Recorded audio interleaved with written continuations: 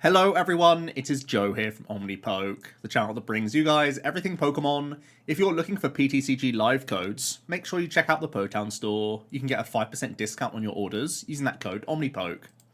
For today's video, we have 6 more online tournaments to go over. We're really on that countdown to the World Championships, and we also have some really high-stakes online tournaments as well to look at this week in particular, because we have the last chance qualifiers as well as the final late-night invitational, where the winner wins a trip to Japan, which is, yeah, some of the highest-stakes things we've seen in online events. It's been an ongoing series for a long time, an amazing thing that the TSS guys have done for the community as a whole, and really just keeping this flagship event once a week going. It seems to have been a lot of work, but definitely seems to really help a lot of people wanting to play in online tournaments. So we're going to be looking at all of those and a few other of the results. We'll start with the free entry 200 store credit qualifier number 5. And we have Tate winning with an 802 record with Lost Zone box. And it seems to be a turbo variant with the trekking shoes, the double stops, and looks, yeah, pretty straightforward. More of what we've come to know of Turbo Lost Box. We have a Giratina Lost Zone deck in second place. Nothing too much to report on this one either. It's got the Temple, the double path. It is playing Vacuum, which you don't always see in the deck list. Looks like it's over possibly some of these switch cards. And it's just playing the 3 Nest Ball. But again, pretty straightforward stuff. Double Cram in the list as well. Something you don't always see. So has the option to be more single prize based if need be. We see an Urshifu Inteleon Rapid Strike box in top 4. This is looking pretty streamlined. Not quite the same 60 as the NAIC list, because I think this is double rope and a 7th water. So a few differences. Even playing Super Rod over the Clara.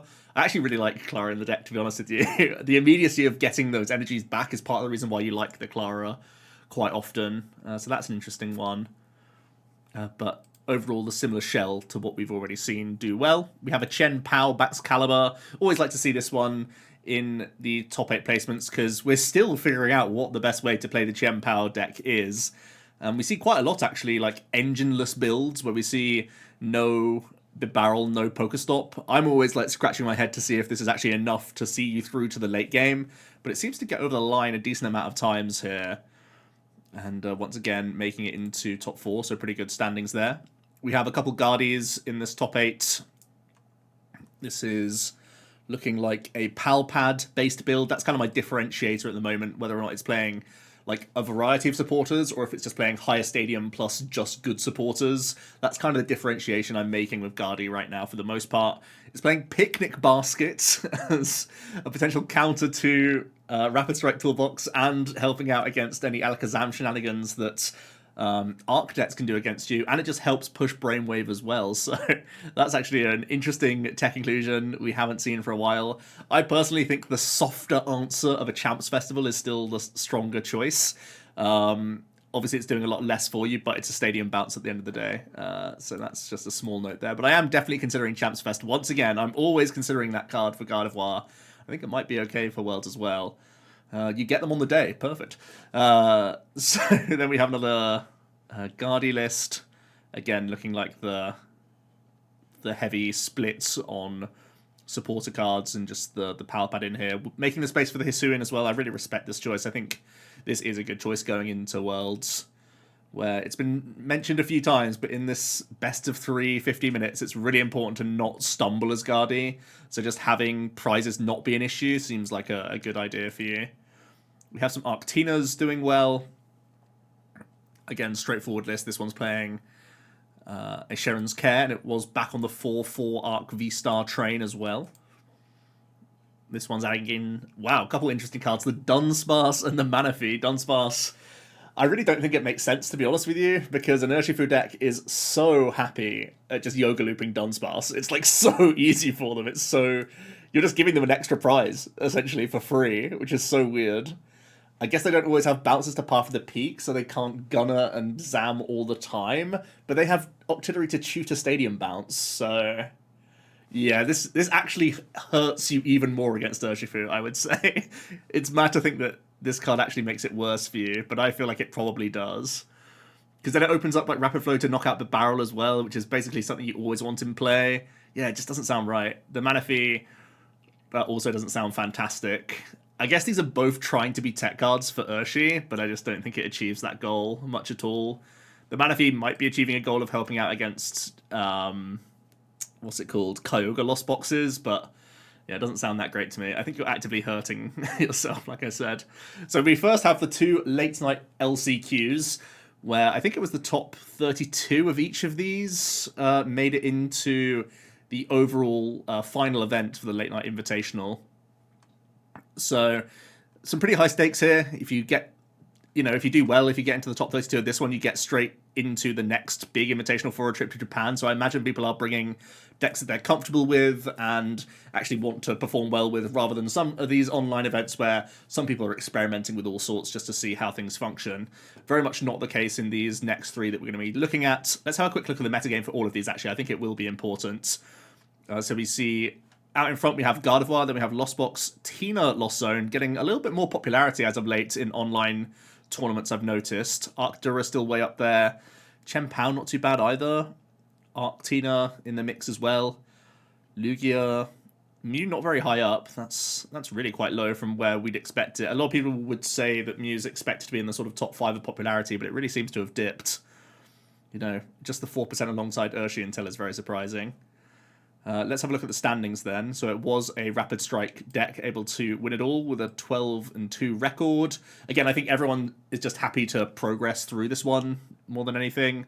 But always good to see the sort of higher placing records. This is a Squawk-based build of Rapid Box, which I do think is definitely solid as a choice, just because it has the ramifications of turn 1 having that extra dig, which is nice.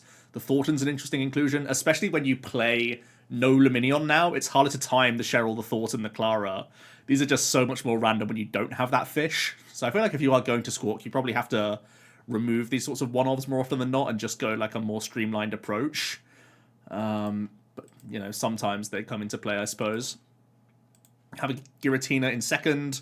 Once again, this is looking like a really nice list as well. Quite a disruption-heavy build where you're playing as many as 3 Path and the 1 Rocks double Iono and Pokegear. So really trying to just slam the opponent with low hand sizes and Path them constantly. I do feel like Path is definitely the primary stadium in Tina, but oftentimes you only see 2 copies in here. It hasn't had to sacrifice much in the way of consistency, though. I think it's really just like a ball search card, possibly a switch out here or there. So that's kind of nice to see. Pokegear as well, just a very flexible card in Tina. It'll probably find its way into the Lost Zone a good amount of times, but you're very happy to see it in your opening hands, I feel like, just to get that Chorus underway and really get you ticking over. But yeah, very solid defensive Tina, which is cool to see. Then we have some Lost Boxes in the top 4. This is a multi-stone Thanos build, by the looks of things. Lots of different supporters going on in this one as well. Super interesting, with the Artisan Beach Court, rather than most sort of just turbo builds will play Pokestops and like multiple forests, but because you play these dual stones, you can't really play Pokestops in this list. You just have to go down a different direction. That's what we're seeing with this one. We haven't seen Skyseal Stone do well for a while. And then we have, yeah, a more straightforward turbo Lost Box, I suppose. Something that we're more accustomed to. I'm a little bit interested in the 3 Psychic versus 3 Lightning, because you need the immediacy of Lightning Energy that little bit more quite often, I would say. Whereas, like, you have time to rod reload your Psychics in, like, mirror matches and stuff. Just a small thing there. We have Arctura, Umbreon in the top 8 as well. This is with the triple Adventurous Discovery, so pretty... Actually, no, that's pretty normal for Ian's 60. Does have the Holucha in here. Is going for the 3-3 split of energy, which I think a lot of people are debating, to be honest with you.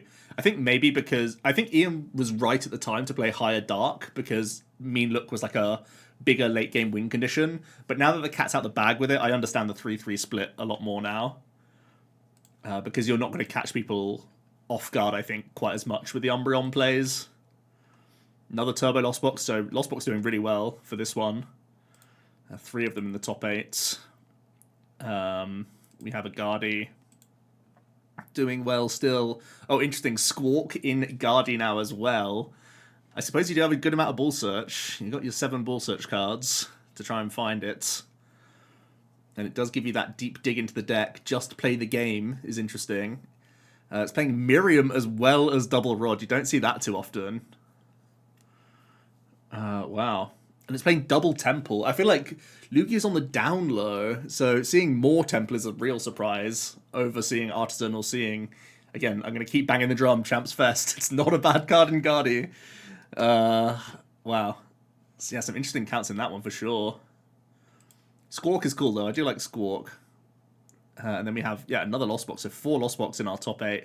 And a Tina Lost Zone deck. So a lot of those going around. This is a single prize Kyogre build with Zamazenta and Metal Energy in here as well. It's got the Zinnia's Resolve even as well. I've actually got wrecked by this on ladder the other day. It was really cool.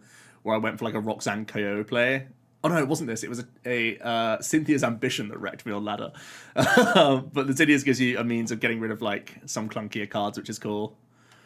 But yeah, I got Cynthia's Ambition against a Kyogre deck and it completely wrecked me on ladder the other day. Just random thoughts. We have the other LCQ. Let's have another quick look at the metagame. Lost Box and Guardy. So yeah, a lot more Lost Box in the second one. I guess they were doing well in the first LCQ, so people were possibly bandwagoning a little bit. Still Lost Zone Tina really up there in popularity. Arcdura, Single Strike Lugia, Chien-Pao. Yeah, Mew still way on the down low. Just above 5% this time, but for how good of a deck it is, I am surprised by how unpopular it is right now. The second LCQ was won by Giratina Lost Zone. Interestingly enough, this one's playing Hawlucha. So again, plays into that, you know, multi-prize Lost Zone turn a little bit like we've seen old Lost Box builds. Although most of them have converted away from that. This is also playing the double poker gear. So giving yourself that extra reach towards supporters. Never a bad idea. I think a lot of the time in Japan you are seeing the double Iono plus Roxanne. So this is a disruption deck sometimes. And definitely can play that way. Has the Rod Recycler. I think if you're definitely just committing 2 slots, I do like the 1-1 split. But if you commit 3 slots, I like them all being rods. I'm kind of halfway house between those. But yeah, it looks pretty good to me. Then we have a Lugia in second place. Single strike base build. Just the double earn, a little bit sketch. Has the Zinnias in here as well, which is an interesting thing that we've seen a few times. Just giving you extra ways of conserving other cards in the deck here and there. Isn't playing the Urshifu, so has no answer to Dura. Bit scary. We have a Lost Box. Another multi-stone build, which I think we're familiar with already. Then we have another Turbo base build. It's weird to see Turbo without Poker Stops. I feel like if you're playing pure Turbo, you just lean into that even more, to be honest. I suppose because they're trying out Jets instead, and like your ratios are slightly worse, but I feel like Pokestop is just so good in this deck, to be honest with you. We have... What is this? I've seen the...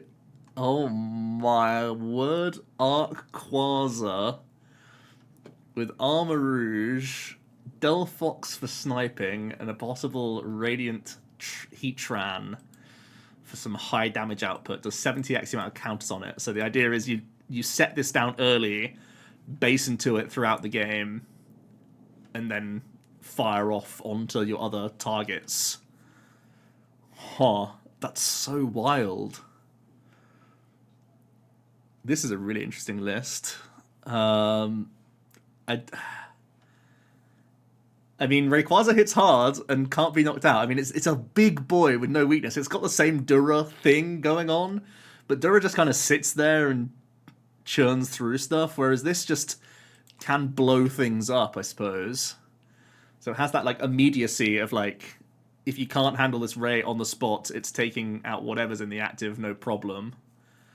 And I guess you have the explosive burst potential of Heatran as well. Gotta try it out, I suppose. Gotta give it its due. You get a bit of extra draw with the Quasar, I suppose. For some Iono proofing, as long as you're not being pathed. Super interesting list. Yeah, wow. Arc Quasar. Ray never really got its due, did it? We then have an Arc Dura Umbreon. More of what we've seen before, really, with this one. We have an Arctina with the Flying Peak slotting in as well. Definitely helps out against Chen Pao. If we're thinking Chen Pao's on the rise or Lugia's on the rise, there's still always a reason to think about this 1-1 line.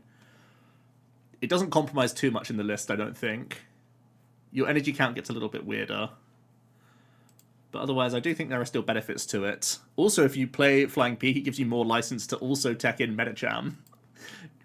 More random thoughts, just like the Katron sneaky choice. This is super interesting. So we're seeing a Sky Seal build with the double Zacian once again. I was thinking about this as being a way to be really good into the Arc decks, just to really improve your time, especially against the VMAX Arc, right? And also you naturally help out against Lost City decks in general, because you just have an extra attacker in the deck. It's back to the full healthy 12 count of Psychic Energy, because you're leaning into this as a main attacker a lot more.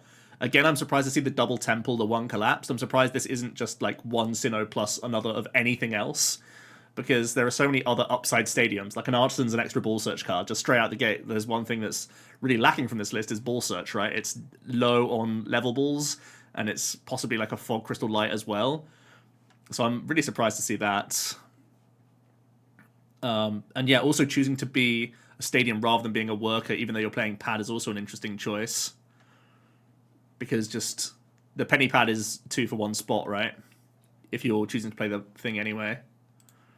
Some interesting counts there for sure. But that rounds out the LCQs. So once again, the players who did well in this one, as well as a culmination of players who placed well throughout the... I can't remember how many weeks it was. It was like 30 weeks or so. It was like a long time. Maybe not 30. But it was a lot of weeks. We're able to enter this tournament, and the winner of this gets a trip to Japan.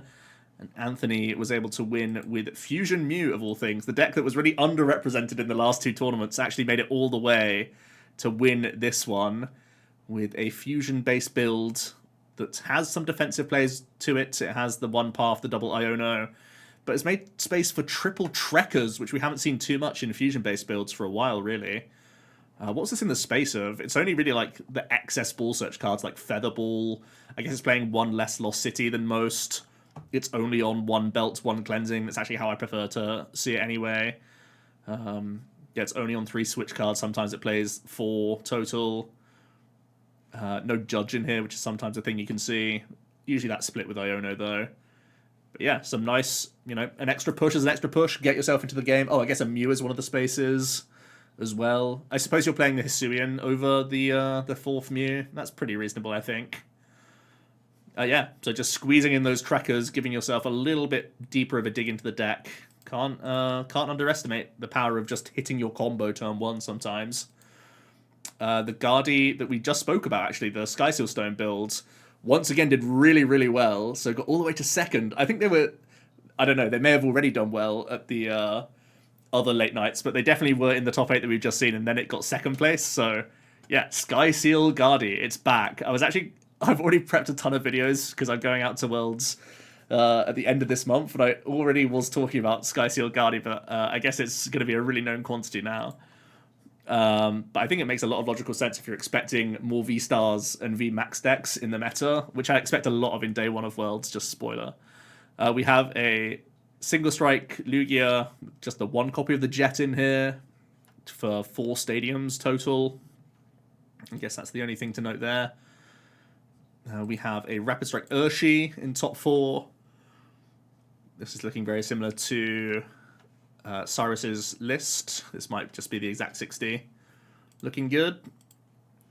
We have another single strike Lugia. So Lugia again popping up and doing, going pretty far in these ones. This is playing a Squawk in the list. Still some debate to be had with that one, whether or not it's the right play. We see it in and out of Lugia's quite a lot. Then we have an Arctura Umbreon in the top 8. Again, cherry-picking the best things from Ian's list. I think Bodhi also did well. It's one of the lists we've just looked at as well. So some of these players doing well from the LCQ and then just taking the same deck and piloting it straight over. Not a bad shout. Then we have another Turbo Lost Box, still in the top 8. And then finally we have a Guardi rounding out the list. And this is actually a double reversal-based build. This is looking pretty solid, I think. Yeah, this is really close to the channel list. that we've been doing in our IRL videos for a while.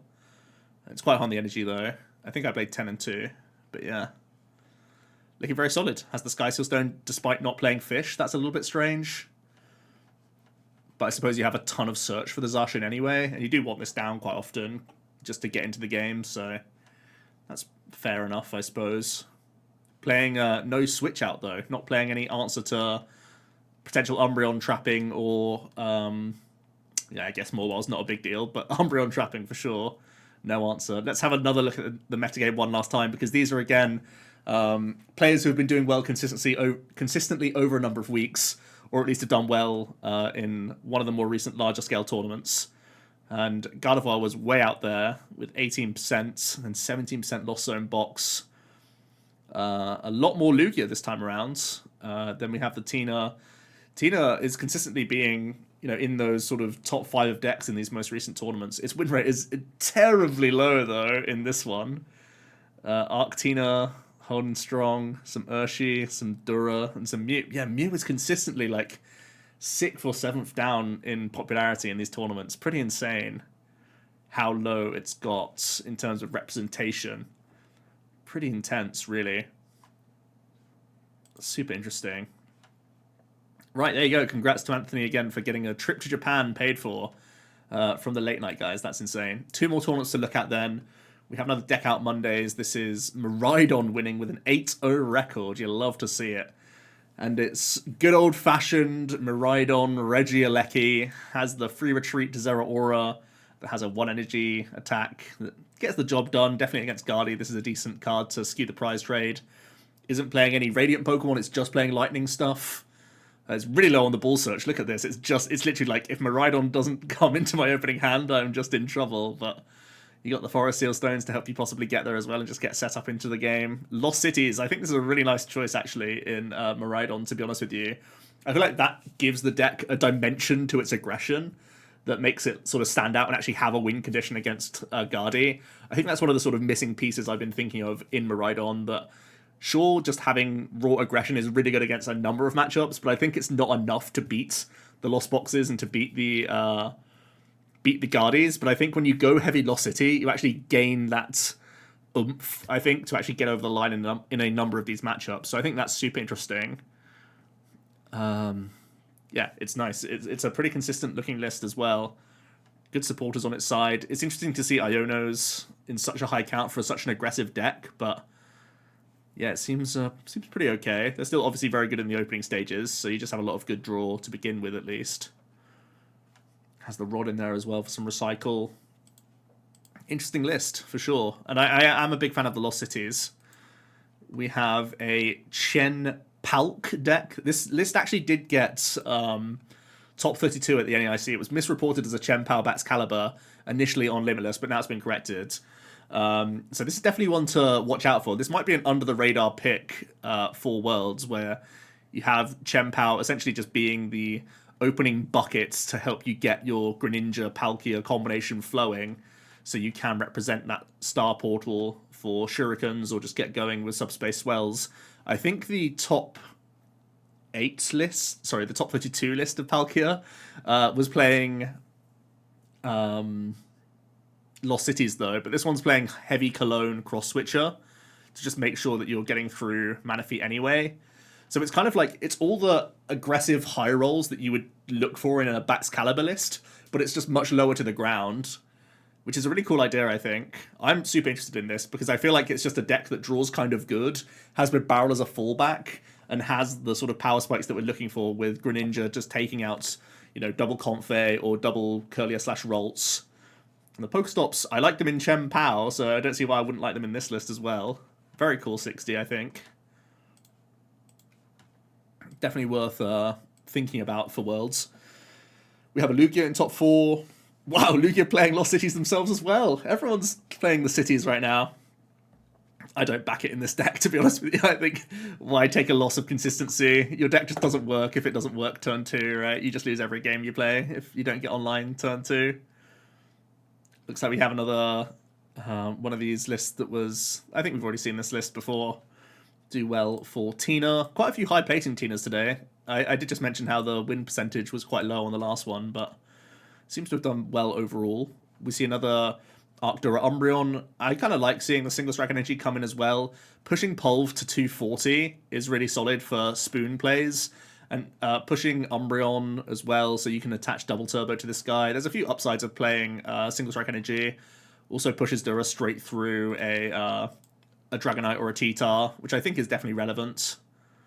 We have another, what is this, Arc? I love to see Arc question mark. Oh yes, it's an Arc plus Moltres for dark type coverage.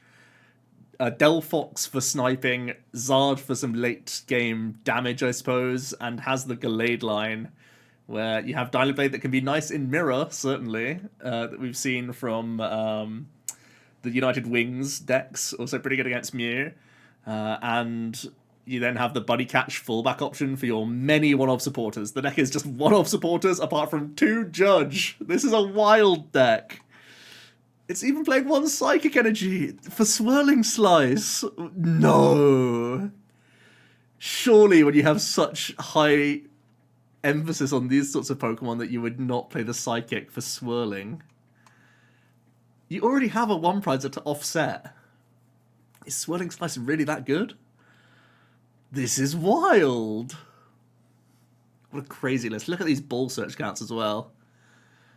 You got your 4/4 that you always expect in Arc, but then you got the 2 level 1 Hisuian, 1 Aroma. Oh my word. There's a lot going on here. That Palpad's doing a lot of heavy lifting, let me tell you that. Look at the support accounts. So crazy. Oh my goodness, Arc Quasa's back. Is Arc Ray the Secret Worlds deck? Think of the thumbnail on that. Oh my goodness. You just gotta believe. It was good all along. Was Ray just busted this whole time? More single strike Lugia. Looks like Lugia is making a bit of a resurgence online as well. It's had a lot of we've looked at a lot of lists today. This is once again playing the 4 stadiums. No pump. A little bit sketchy to play no pump, but I suppose if you're expecting a lot of the arc percentage to be split into Dura and Tina, you get a little bit less punished by path, possibly. So that's something to bear in mind. Maybe you can get away with no pump in future. We have one more tournament to look at. My brain is melted, though. Alright, looks like we have a Lost Zone Tina winning. And again, it's that heavy path, heavy hand disruption base build that we've seen with the 1 gear in here as well. Definitely something I want to try out, that sort of heavier disruption approach of Tina. Essentially, having Jet Energy opens up the avenue for the deck to play completely differently, I think. It's so cool.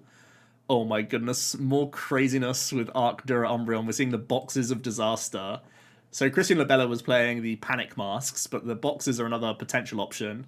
I do think that the Panic Masks make more sense in this list, just because of the higher hit points that even the Zacian has to get towards. But I think Box works slightly better in the Arc Tina base builds, if that's just a little takeaway I have from sort of trying them out in both. So yeah, we've seen precedent of sort of teching harder for Guardi being pretty okay. Also the boxes, I guess the boxes are better in like mirror match situations than Panic Mask is. Yeah, I guess that's fair. But most of the time they're 2-shotting you anyway, so maybe not. Anyway, we have a Turbo Lost Box doing well once again. Oh no, this is Kyogre base build, so it's heavier on the energy cards, but still has a couple of the forest chaps. We have more Lost Box. Another Kyogre base build. We haven't seen a Pidgeot for a while. It's a way to get your forest and get out of there, I suppose. Seeing Roxanne is pretty interesting in Kyogre. Haven't really seen that too often. You're so focused on your own strategy that didn't even think really to Roxanne other people. Maybe Roxanning means that you don't get hit with Iono or Rox back. Maybe that's the logic. Pretty interesting. We have a fusion-based build of Mew. I think, yeah, looking like a pretty straightforward list. It's got the Avery in here, which is kind of interesting. Otherwise, very solid looking.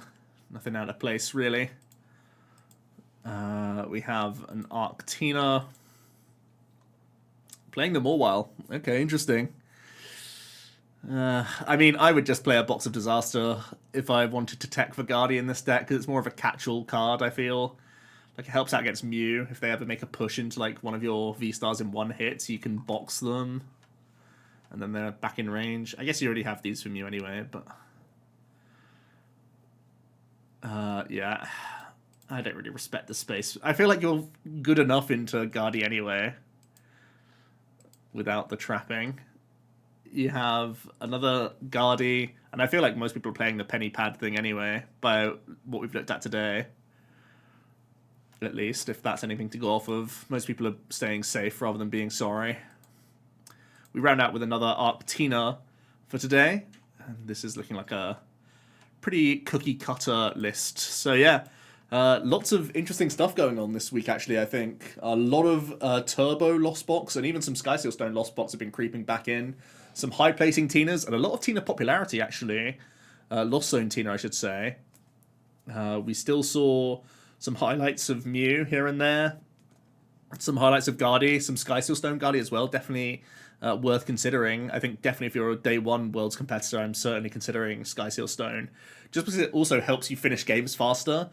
In a number of these, like, if you're up against VMAXs, you can win in 3 attacks as Guardy. So even if you're going into turns of time, you can theoretically still win. Actually, you can win with 2 attacks of Guardy, that's what I should say. So if you spend a turn just getting set up, and then are able to swing twice, you can just win the game. So, yeah, let me know your thoughts down below. Thanks so much for watching, and I'll see you tomorrow for another video. Cheers.